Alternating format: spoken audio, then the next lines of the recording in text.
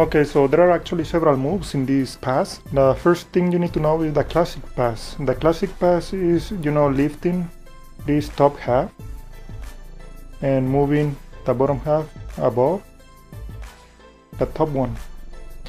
Now, you need to have not just the flesh or the tip as a break, but the whole tip inside.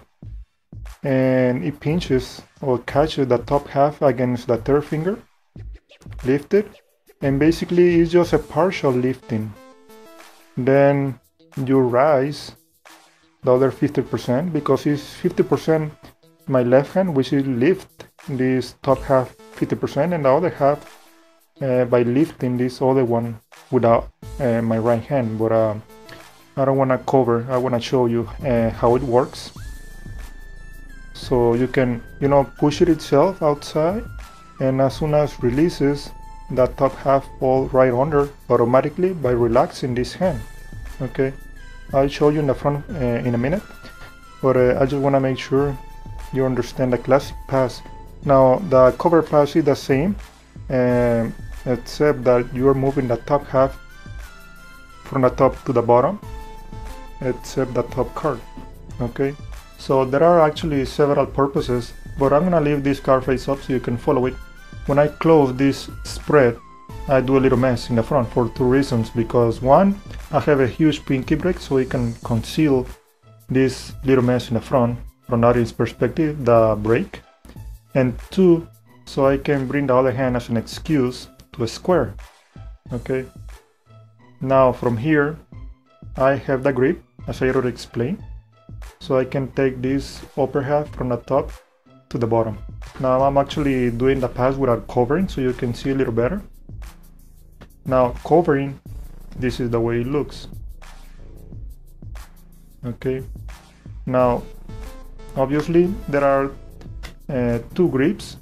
The first one is this one, the one I already explained. I'll show you the second one in a minute. But there is an issue when you take the top half from the top to the bottom. Notice the spectator can see right underneath, okay, and they can see some moves going on because there is not enough covering. Now the right covering, this is what it is. The middle finger covers over here in the corner, followed by the third and the fourth finger, and they supposed to cover the whole view of the spectator right in front of the deck.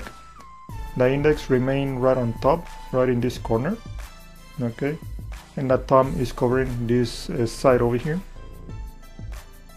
So you can, with the index right here in this corner, push the top card out, okay, a little.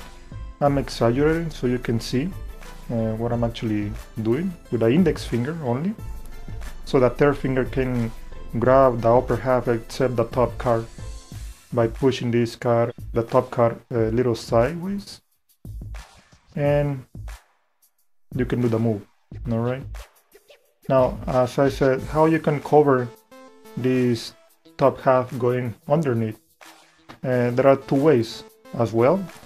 One, you can twist the wrist right before you close the spread, so the spectator can see straight from the top, and then you can do the pass so they don't see what is going on underneath the deck of playing cards.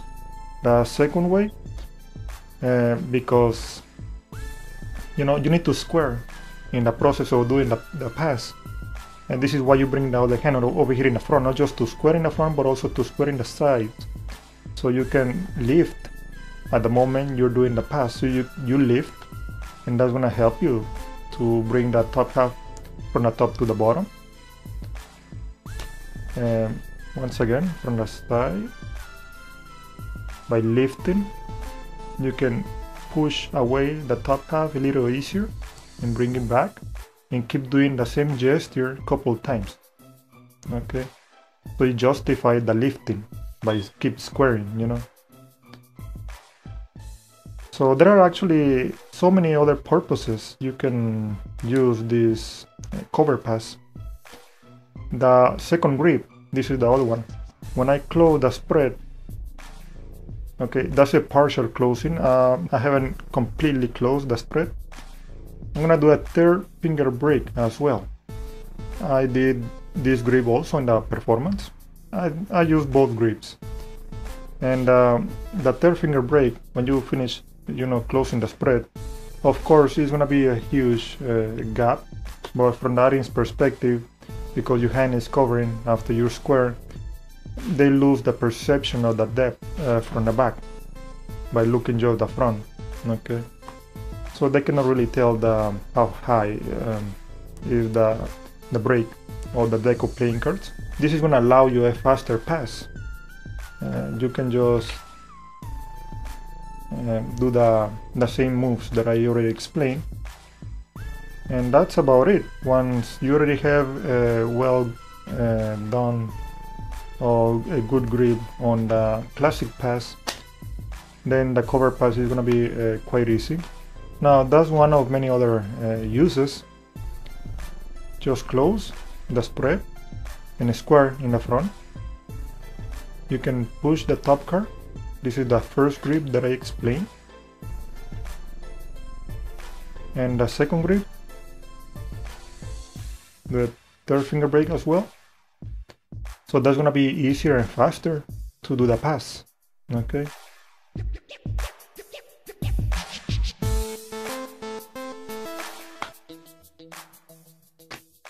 Now a little tip that I can say about it: when I do the pass, I usually move forward a little bit, and it covers actually this side very well because I'm pushing this card a little sideways, so when the top half go to the side, this top card, it covers quite fast that top section going from the top to the bottom.